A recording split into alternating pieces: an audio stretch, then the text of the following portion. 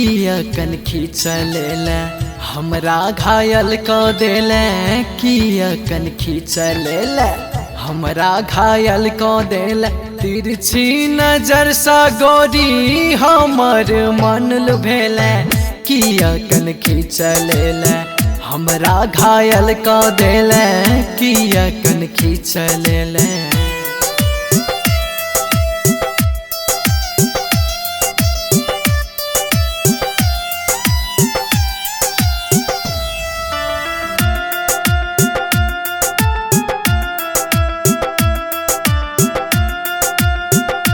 Mahakal digital recording studio Rajvilas. पतली कमर तोहर हिरनी के चाल गे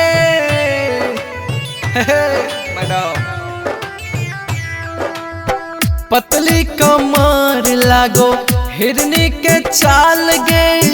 चलै छी मटक मटका लागो कमाल गे चलै छी मटक मटका लागो कमाल गे मारै छी ठुमका एहन मारै छी ठुमका एहन लौलल को जान गे मारै छी ठुमका एहन लौलल को जान गे तिरछी नजर सा गोरी हमर मन लुभेले किया कन खींचलेला हमरा घायल क देले किया कन खींचलेला।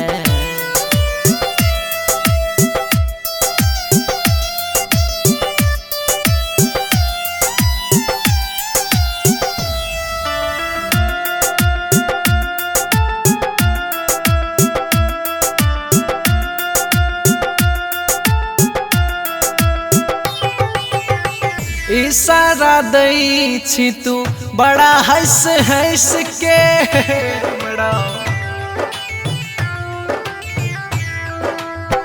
इशारा दै छी तू बड़ा हंस हंस के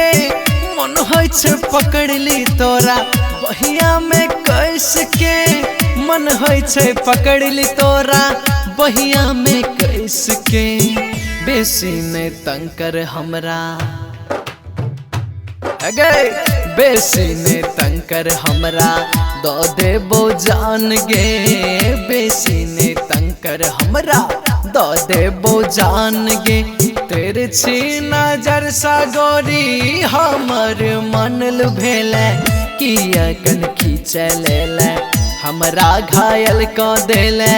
किया कन खींचलेला।